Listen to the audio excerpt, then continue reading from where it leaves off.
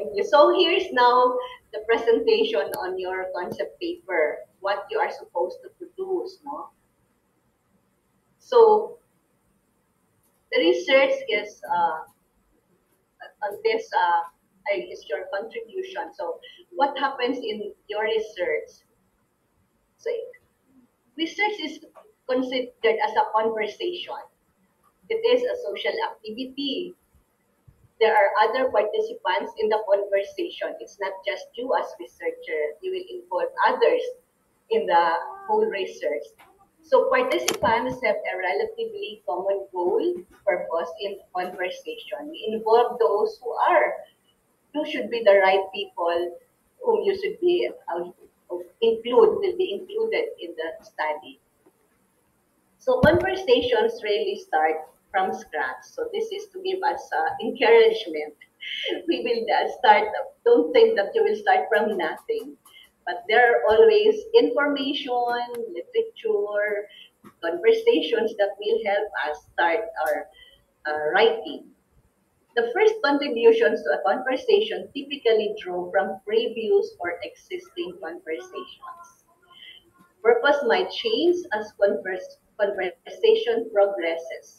No, as you get some more knowledge, some more information, it could happen that your initial problem or topic in mind might change or might change for a better one, which you will be more interested in to work on. So it's interesting and important contribution are those that push the conversation forward in some way. So research is a conversation according to Bernard. Now, writing your dissertation is making a contribution to the research conversation. So how can you have this conversation? First, is it a new argument? Is it a new definition? Is it a clarification? Or an illustration or example?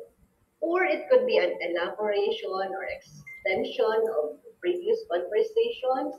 It could be a refutation or a rebuttal. It can also be a new application. It can be rephrasing or recasting of a question, evaluation of an earlier assertion. It could be a new or alternative interpretation. And there can be new evidence to address unresolved issues. So that could be your contribution. Do you really have something to contribute? I know you have an answer to this question. Do you really have something to contribute? Now, bad or is it a bad or insignificant contribution? How would you know if it is bad or insignificant? First is saying something obvious. Alam na ng lahat yan, ba't mo papag-aaralan? Is it saying something people already know or repeating something that has already been said? May gumawa na yan, hindi ko na kailangang ulitin pa yan. No? Saying something wrong, ito pinakagrabe. No? And talking about something no one cares about. Now, how sad naman if you're going to contribute something that no one cares about, no one is interested at all with your topic. So, to start your research, you have to read in bold letters and how many exclamation points. Now, choose your research topic to start with, no? And then, formulate your research question, review the literature. That's why you have to read a lot. You need to review the literature from the beginning or start of your research. So after that, what happens next? So you have already your questions as stated earlier. After doing that literature, reading materials related to your topic. So the next thing is revising your research questions. As I said, what you may have in mind now, or maybe when you started, you have already started that in your research clinic, but when you when you look at it again, there might be a need to revise your research questions. Designing your research, yeah, based already on the earlier readings that you had. Choosing your research approach or method, because when we read about a certain topic or a certain problem or a research, for example, that we have read, then we see if it's very much related to the topic that we are interested in. We also see that there are suggestions that we have already seen, that what could be the most appropriate uh, method that will be used for your study. So deciding on the type of research data, deciding your analysis, planning the nitty-gritty of your research. And the research concept paper.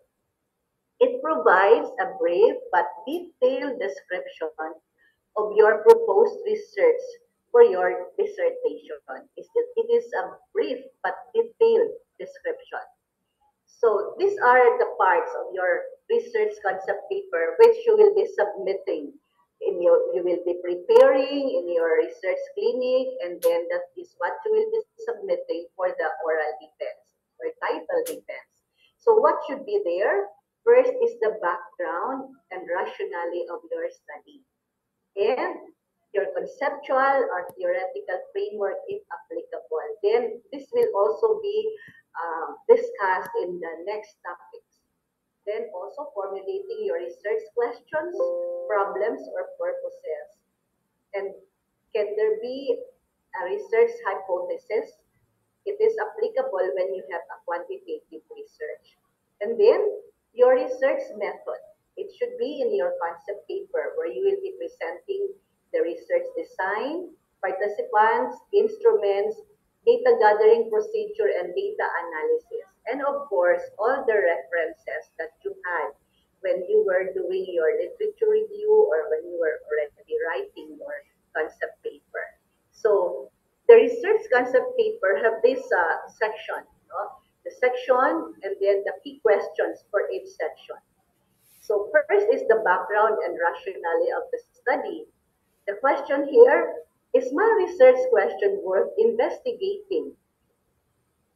How can I justify my research problem or purpose? To justify that there's really a need for that particular study. Now, there is theoretical or conceptual framework. We can ask this question: what theory provides support to my study? And how do I conceptualize the variables in my study? So you will have here your theoretical basis of your study. And then another part of the concept paper is the research questions, problems, or purposes. So what is the major aim of my proposed study? And having that major aim or the main problem, then you also uh, make your the specific questions. So what specific questions can I formulate? Later on, I will be presenting a little of that also. And then if you have, there's a need for a research hypothesis because it's a quantitative study. What are my expectations about the variables in my study based on the theory? And then the research method. What method will I use to address my research problems and questions? And then your references. What are the research literature that I have cited? Ito yun. These are all the parts of your concept paper. So it's not the complete two chapters, which will have the two chapters of the dissertation will have more parts, but for a concept paper, these are the only parts that should be shown or should be present in your paper. So the following are specific evaluation criteria for the research concept paper. So for you to see, for example, if the background and rationality for the study are sufficiently established, that the proposed study is grounded in theory and empirical literature, that the research questions, problems, purposes have significance. The proposed methods are aligned with the research questions, problems, and purposes. So knowing your questions, what be the method that is more appropriate, that is aligned to your questions. So the proposed study is fit with the research standards for a graduate student dissertation. Nakita na, we have this presented earlier to know if it is according or it fits the research standards for a graduate student's dissertation. And how does one justify a research question? Di ba sabi kanina, you have to know if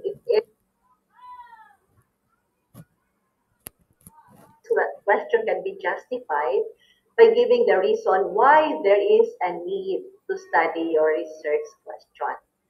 The need to study a question is indicated by three important things extracted from several studies. So this will also help us, guide us, if this research question is really to be, you could really proceed with your study on that question. But what could help us justify? First, gaps, contradictions, concepts that need further explanations. So, gaps in existing knowledge refer to what is still lacking or missing from previous studies.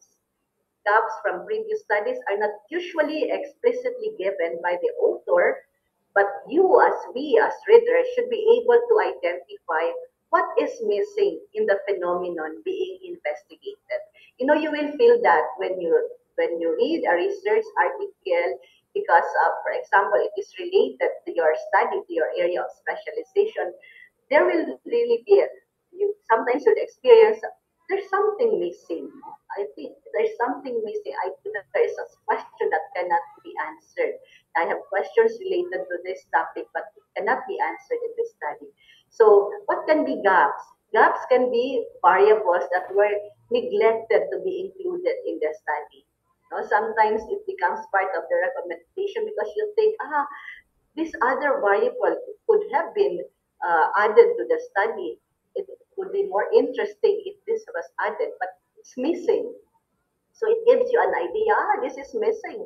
There's a gap there. Maybe I can pursue that study, including that specific variable that is missing. Another is a misrepresentation of a variable in an available framework. Ito naman, there's a variable in the framework, but you know that it should not be there. Therefore, you have to, there's a gap there because it's not consistent with what should be present in that framework. Another is applying a variable in a different setting. So you think in this particular study, this could have been done in a rural area or in a urban or whatnot. You saw that there's a need for that to be conducted in a different setting. So there's something missing or lacking in that study that maybe you want to pursue later on. So studying variables in a different way. It could be the same variables, but it may be done in a different way based on your purpose or on your questions or brackets. So an example of gaps in existing knowledge, for example, this is shown in the research. There are several reports highlighting the use of PBL, project-based learning, in academic learning of students.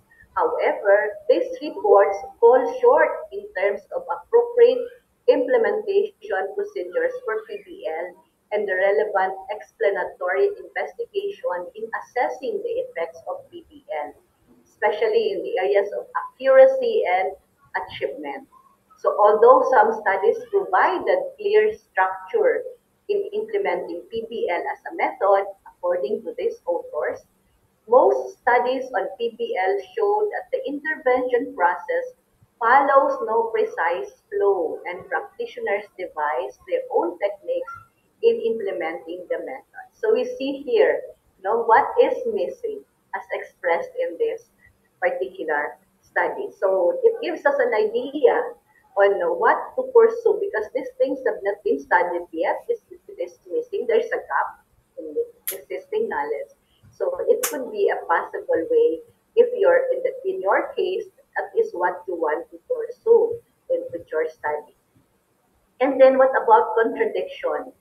Contradictions in previous studies. Contradictions from previous studies are easy to detect. Why? If you encounter a study saying a significant result was found, and in another study is found not to be significant with the same variables, that there is a contradiction. The same, maybe it's a replication of the same study, but you see that there is no consistent result or findings. So contradictions are also shown in two or several studies where their explanation on the same phenomenon is different. So if you want to do it, if you see these contradictions and you want to your study to see also what would be revealed, is it contradictory to these findings or is it consistent? And your study will try to prove it. So here's an example. Studies have found that an authoritative parenting style would foster higher achievement in their child. So many have studied on that, on having this kind of findings. However, there are some studies that claim otherwise. For example, Lamborn states that children who perceive their parents as authoritarian have a good measure of obedience to adults and do achieve in their academics. Very clear, no? Very clear contradictions in the results of previous studies. So that could also help us if we're pursuing a study where you find that if you will do it because there are a lot of contradictions, then your study will try to see what could be the possible findings. And then, concepts that need further explanation. So there are lines of research that has been abandoned for a period of time because of lack of sufficient evidence and the concepts were not further explored. You will see, we can also find studies like this. For example, they've been studied long time ago and then nobody tried to check on it again if it's still relevant, if it's still working on the same way. So that could also, your study, if you find this interesting for you, then you can justify it with this kind of needing further explanation. So there are also concepts that were repeatedly studied using the method over and over. Its stability was not evidenced using other ways. Another is there are also concepts that need to be defined in a cultural context. So there can be also differences, no? It might be because of that cultural context. The further clarifications of concepts can be used as justifications, especially if the study is venturing into a variable that is not well researched on. So these are sample of concepts that would need further explanation. Example here, previous parenting measures classifies parents according to a set of characteristics. So we have here studies, of course, and then and do not provide a degree to distinctly test the characteristic. The present study constructed a measure of parental closeness composed of different factors that will be further tested through confirmatory factor analysis. And there is a need to further explain the structure of parenting factors and provide a pattern on how they cluster. And as you already you know it, it's conceptualizing a research, no?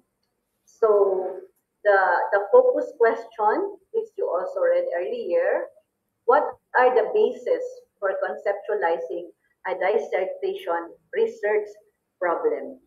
So already I started with sharing these parts, the thesis, dissertation standards, research concept paper, and now on the research problem. And the second part will be the assignment that you will have to do after this session. Okay, so what are the basis of for conceptualizing a dissertation research problem? So here are some tips for us.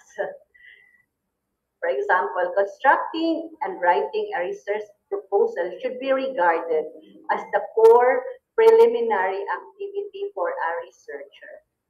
So it is the process of arriving at a clear and direct statement of the research problem. So the problem is often articulated as as the aim of the research. So all research is motivated by questions arising from prior work or observations of the world and defines an issue that needs to be analyzed at some level. So you saw this in the when I was presenting what the concept paper should have or justifying your problem, for example. Another is an important starting point, however, is the identification of a viable topic and of a core question around which the research will develop. So the research proposal, therefore, must be rooted in some questions to be answered, some problems to be solved, or some issues to be addressed. So, a question that we can ask ourselves, do I have a research problem? Kanina, some I was asking who would like to have problems, who would not want to have problems. But here's the question: do I have a research problem? You may not like, or you may like a problem, but here's a question for us: do I have a research problem? So, so researchers begin a study by identifying the research problem that they need to address. So they write about the problem in the opening passages of their introduction of their study, and in effect give the reader the rationale of why the study is important and why you need to read the study. For example, you all begin your research as a requirement of your program. So where will you start? Although when I say it's a requirement of the program, I also mentioned before during our orientation that I hope we will not treat this as just a requirement, but we see more of our contribution, the knowledge that we will be creating as our contribution to the already existing body of knowledge in our area of specialization. So where will you start? Perhaps you start by posing several questions and then writing down short answers to them. For example, what is the specific uh, controversy or issue that I need to address? Example, increased number of bullying cases in school. I'm sorry, there's a background. So we're staying near a hospital kaya minsan may ambulansiyang dumadaan. So anyway, as example question that we can ask, what is the specific controversy or issue that I need to address? For example, an increased number of bullying cases in school. Another question, why is this problem important? So, schools need to reduce the bullying cases. Students will learn better if bullying is less a part of their lives and others. And then, how will my study add to what we already know about this problem?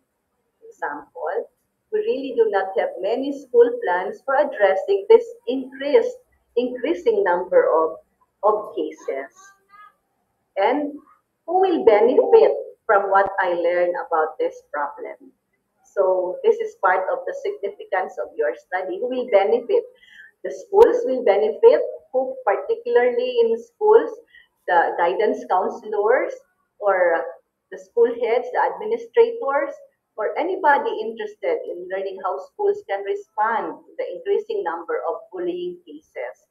So you have also the body of literature that is already there, as I said, that you will be contributing to it. So the other beneficiaries are mentioned already, the school heads, the counselors, teachers, and others. So this can be some guide questions that as we start writing our research problem or thinking of our research problem. So to begin your research, the difficulty is not developing answers to questions, but coming up with questions to ask yourself. To do this, we need to write the introduction and the statement of the problems that you will do later on. But one of the most challenging aspects of conducting research is to clearly identify the problem that will lead you to your need for your study. Some do not seem to give enough attention to why they are conducting their studies. But here, it is important for us to discuss why is there a need to conduct that particular study. So, what is a research problem? I've been mentioning problem. What is really this research problem that we all need to have? So when we talk of research problems, we are referring to educational issues, controversies, or concerns that guide the need for conducting a study. So good research problems are found in our educational setting. So we are not left wanting.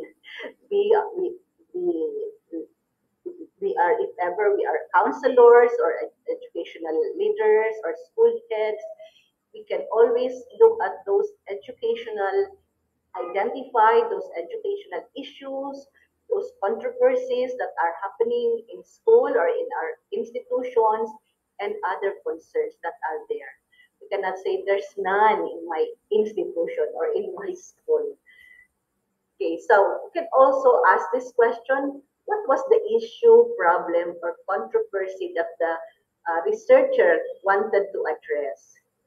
What controversy leads to a need for the study? What was the concern being addressed behind the study? Now, what could be fundamental properties of a research problem?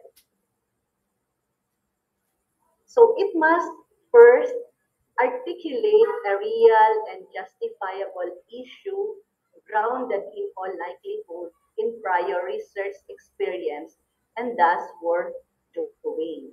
So as I said earlier, we cannot start from zero because there are already experiences and there are already knowledge about it that will really push us to start that particular study. Also, it must clearly relate to a body of relevant prior knowledge within the given discipline. It must be formulated with a full understanding of the appropriate analytical tools and make some potentially original contribution to knowledge and or theory. So, okay, I think this were mentioned already earlier, but for us to be focused on this on fundamental properties of a research problem that we can always refer to. Now, why is research important? I said we need to justify our research, what we would like to study on. So it is important because it assists policymakers when they make decisions. It can help teachers and school officials solve practical problems because we said we are starting from where we are in our own institutions when we look at those problems. There we can also, research can also provide researcher with a deeper understanding of educational issues. Now, from the research standpoint, specifying a research problem in your study is important because it sets the stage for the entire study. So without knowing the research problem, readers do not know why the study is important and why they should read the study. Okay, so that's to show us how important is research or the importance of research. Now, here's also a template which shows us the process of justifying a research problem. We said we already know, we may know already our research problem, we see the need, but we have to justify it. So how do you do it? So you have your research problem. So how do I justify the need to study this problem? There can be the possible sources of this. Maybe it's your personal experience. Okay? So this is used in qualitative research such as narrative research. Another is experiences. Your experiences in the workplace can also justify the need to study your problem. Then this can be used in both quantitative and qualitative research, such as action research. The next possible way of how to justify will be suggestions made by other researchers. So we find this, we will find this when we mention about reading literature to help us understand better our problem and also be able to really justify that there's a need for it because it was these were already given or suggested by other researchers in their studies. So this is also used in both quantitative and qualitative research, such as experiments, surveys, correlational studies, grounded theory studies. Okay, now how does the research problem differ from other parts of research? So the research problem is distinct from the topic of the study, the purpose or intent of the study, and specific questions. Then brief definitions of those things, no? So what is a research topic? So a research topic is the broad subject matter addressed by the study. So that's your broad topic. No? Now, a research problem is the general issue or concern or controversy addressed in research that narrows the topic. So the research topic is larger, is bigger, broader. But now when you go to your specific research problem, what could be that specific issue, a general concern related from that research topic? And then a purpose is the major intent or objective of the study used to address the problem. And then the research questions narrow the purpose into specific questions that the researcher would like answered or addressed in the study.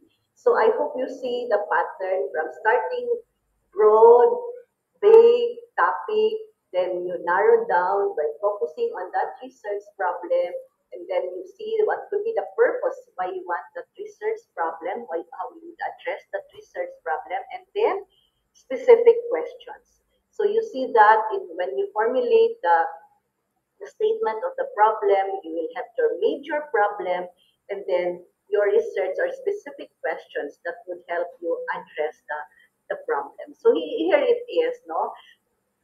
You start from general to specific. So you have first the topic. An example of a broad topic is distance learning. What about distance learning? It's so broad, no? So you think of a research problem that is related to distance learning, or maybe you're interested in this specific problem that is related to distance learning, like lack of students in distance education classes. So from that big distance learning topic, you focus on this specific problem, or this problem, lack of students in distance education classes. What's the purpose? What could be the purpose now of your study? To study why students do not attend distance education classes at a community college. So that's the purpose now. And we go more specific now with research questions. For example, does the use of website technology in the classroom deter students from enrolling in a distance education class? So tingnan mo how you have narrowed down, no? How you have narrowed down the focus of your study from the topic, the research problem, the purpose statement, and your specific research questions. I hope this trying to this presentation is really giving us a clearer understanding on what is expected of us, what we will have to do, especially when we identify our possible research problems. Okay, now what will come next? This I hope you have already read in the on the module that was uploaded in the LMS, which are the steps. No? What are the steps to identify a research problem. So this is just a quick glance on those suggested steps for you to be helped in help you in identifying a research problem. So for example, choose an area of interest. An area of interest which I hope you would remember from the start of your journey in your scholarship when you were studying, that taking up different topics in your specialization subjects. Maybe there are areas, there are things that are interesting to you, very interesting to you, so that you would like to pursue that also for your study. Because if we're interested with the topic, no matter how difficult it is, we will pursue it until the end. And also, for example, choosing an area of interest. There are students, no? I had students who would ask their professors, Ma'am, ano po kayang magandang pag-aralan? What topic would I have for my dissertation or for my thesis? Maybe they're already in a hurry. Maybe they have so many interests or topics in mind, and they would refer to people. And sometimes they come to their professors and they would ask. Maybe the professor would also give possible suggestions of topics. Eh kasi pre-propose siya ni ma'am at parang maganda naman. Maybe I can take it for my topic. But if you're not very interested, you were just what's this, encouraged to choose the topic because it was suggested to you. But it's different if you're pursuing a topic, an area which is interesting to you, because no matter what happened in the whole process of your thesis or dissertation writing, you will pursue it at the end, until the end. But if it is something suggested kahit hindi mo naman masyado gusto, pag nahirapan ka na, naku, kasi ito, inano lang naman ito, sinuggest lang naman ito sa akin ni ma'am o ni sir. Kaya ginawa, pero talagang nahirapan ako. I hope you understand what I mean. So I hope you think of an area of interest, of course, according and in line with your area of specialization. Now I'm putting here another possible source of your identifying what could be a research problem is the university research agenda, which is on your references. And you have your depth ed research agenda. Now, earlier, si Glenn, Sir Glenn, tried to present about ambition 2030 and also the SDGs. You may also think of those possible topics which you might be interested in. Those could be possible sources of topics. Another is read research literature about the broad topic you selected. So as we said, you have already your problem in mind. Now to help you understand it better, then you do your preliminary literature review. This is not yet the complete literature review that you will be presenting in chapter 1 later on. But this is just to give you more knowledge about the topic that you're interested in. Then we said about the gaps, identify the gaps, the controversies, and areas that require further investigation. And then reflect and question. So brainstorm ideas. Just look at those ideas that you have gathered in the literature that you have before. Just see where they are, what interests you. Are there things that are more interesting to you, or these things are not? But just look at those ideas that you have gathered. And then, once you have that in mind, the problem, make a list of potential research questions based on those data that you have gathered or your information, the literature that you have gathered earlier. And then you narrow your focus. So from your list of potential questions, gradually narrow down your focus. And I think I mentioned already that maybe in our topic, it's so general, we have that in mind, but after reading a lot of literature, getting all those information that give you more information about your topic, then you will see what could be your focus now. That is narrowing down. Di ba nakita from general to specific, no? Mas narrow down when you try to focus now on what particular problem that you would like to pursue for your study. And consider the methodology. What is most appropriate? Is it qualitative or quantitative? Now, you can be given this information or suggestion based also on the readings that you had. Maybe your study is very much related to a particular uh, study or literature that you have gathered, and then see also what was the methodology that was used for that particular study. Now, at the same time, consider your competency in conducting a study following a specific design. So we should also be more at home with it, more knowledgeable about it. So that would also help us uh, if we are more at home with that, because we are more competent in using that particular design. That could be very helpful also for us in trying to identify the research problem. Because if not, you might get stuck. You don't know how to proceed with using that kind of methodology. No, so maybe there's another one that is also more appropriate for your study.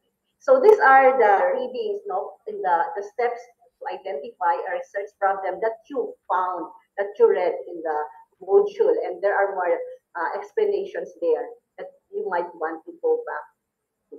Now, regarding the literature review, for your concept paper, remember that you're just doing a preliminary review of literature. So conduct a thorough research. Be critical in choosing your online sources, as predatory journals and websites abound also. So be sure that you really have the scientific materials that these are true, reliable researches. Assess the quality and relevance of each source. Consider factors like the credibility of the author, the journal's reputation, the research methodology, and the publication date. Baka naman ang tagal nang na-publish ng ganyang literature. No, we could look for the more recent ones, maybe 5 years, or kung wala talaga, kahit hanggang 10 years. The more recent one, just an open, mic. Paki-mute lang, please. And then, be selective in including only high-quality sources that directly contribute to your research. Okay, organize your sources. So each one has its way of organizing, your own systematic method of organizing your sources, putting together what are related, common topics or common themes, so you could easily go back to it when you need it already for your discussion or for your paper. Chaining. When you find a key source, examine its reference list for additional relevant literature.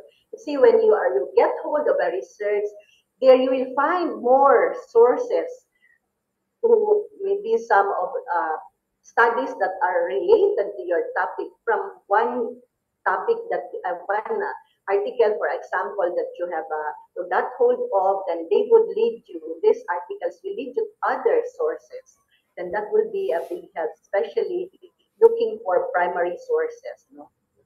Then read and annotate. Make notes about the research methods, key findings, and any gaps in the literature. And synthesize the information. So as you accumulate sources, synthesize the information by categorizing them into themes or topics. That is very helpful for all of us when we are able to synthesize all the data information that we have gathered.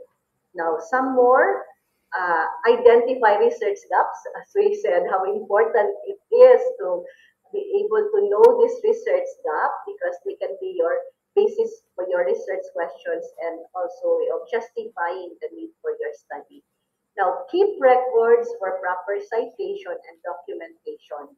So properly cite all the sources you consult following a consistent citation style. We use in PNU, we use the APA 7th edition. So it's important. A good tip also is when we get hold of some of our sources, immediately take note of the source, the complete source, the title, the authors, then the title of the article or the sources of publication, and all those important details that are needed, maybe the addresses, the web addresses, because if you don't do that immediately, it might happen that at the end you get lost, you lose those sources, and especially if they are very important sources, but you don't have the necessary reference, wala din. Hindi yan kailangan isama because all those sources that excuse me, that you mentioned in the body of your literature or in the whole manuscript should all appear in your references. So don't forget that if you get hold of a reference that you need for your topic, immediately get the source and properly cite it according to this APA edition, the 7th edition. Okay? Now, the research, I mentioned about the research themes, no? Where which could also guide you in your choice of a possible topics. Now, for example, the research theme selection that I mentioned that you can take note of are based, uh, there's a research theme selection that was provided per program based on DepEd regional, national research agenda and the PNU research agenda. I will show later on. uh, I hope you're able to see it because this was already done. Maybe you made use of it when you started your research clinic one. So you are advised to select a theme aligned with your program and the context of your school, division, or region. Last time in our orientation, there was a question on anong level daw ang kailangan na gawin yung study. So you're here presented. It could be your context, your school, in your division, or in your region. It depends on your problem that you want to pursue. So as I said, we have samples of research themes, and this is what I gathered, and these are, as I said, taken from the PNU research agenda and also from the DepEd research agenda. For counseling, for example, there's one here, counselor's journey, lived experiences, scholarship narratives, counseling phenomenon, quantitative studies on factors affecting counseling. So these are possible topics, themes for your research.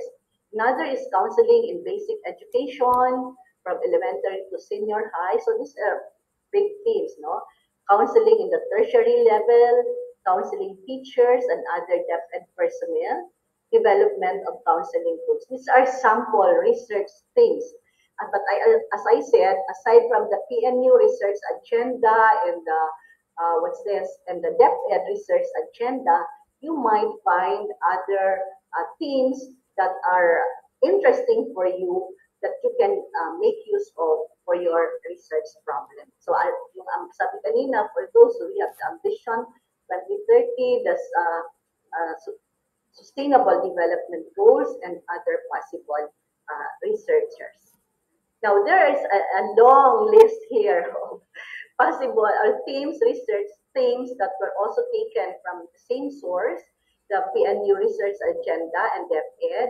So these are topics here for EDLM na you can also refer to if you don't have your topics yet for your study. First, the research title should fit your specialization. So if you're into counseling, your research title should be on counseling. And for those in EDLM, it has to do with educational leadership and management. And then, according to these experts, according to Hairston and Keith, a good title predicts content. Sa title pa lang, a reader would already know, ay, anong laman nito? No? Anong laman nitong studying ito? The title should also catch the reader's interest. I always tell my students, your title should be catchy. You know, this time you have not much time to go to the library, but usually that's the first activity that I ask my students in research to visit the library and go to the shelf where you have all your dissertations or thesis in your area of specialization, and then see what titles catch your attention or caught your attention. So that's one of the important things. You think of a title that would be catchy, would attract the attention of your the interest of your reader. Ibig sabihin, kung attract, wow, the title alone already encouraged me to do that particular study. Another is your title should also reflect the tone of writing. So, meaning, a dissertation is more of a formal writing, more academic, more professional. So, much as we would like a very catchy title, but it doesn't mean na musky pops na lang the title, no? So, that's what we would like. It reflects the tone of writing, a kind of academic, professional, formal writing, no? And then your title contains keywords that may be accessible through computer search. So the keywords that should be in your title are the variables of your study.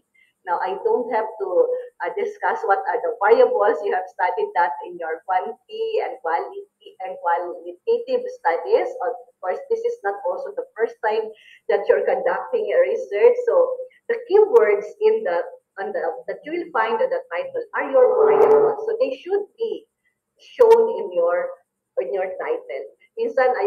Sometimes I tell my students, you know what, if I talk of the title that they should be there, the variables that should be in the title, para silang mga artista na dapat nandun nakapangalan, sila ang pinaka-attraction doon sa title. Sila ang pinaka-bida, if you want, these keywords, and which are your variables in your study.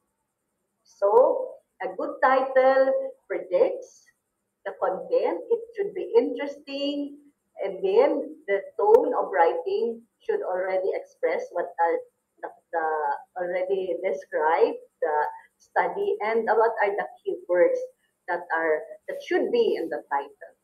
So the research title should summarize the main idea of the dissertation, be concise, and